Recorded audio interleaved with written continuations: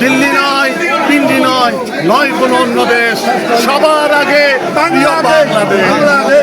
এবং আগামী 30শে ডিসেম্বরের মধ্যে নির্বাচন দিতেই হবে, দেশনায়ক তারেক রহমানের ঘোষণা। বহুদলীয় গণতন্ত্রের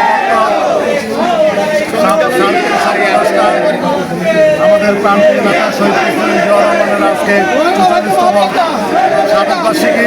এই উপলক্ষে আজকে রাজনীতি উপজেলা পৌরসভা বিএনপি আমরা আজকে আবহাওয়াকে প্রতিযোগিতার মধ্যে দিয়ে আজকে আমরা এখানে জড়ো হয়েছি। এখানে আমরা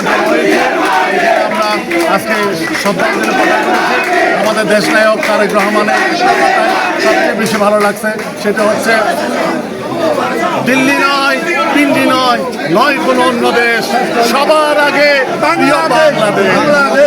এবং আগামী 30শে ডিসেম্বরের মধ্যে নির্বাচন দিতেই হবে, দেশনায়ক তারেক রহমানের ঘোষণা। সবাইকে ধন্যবাদ।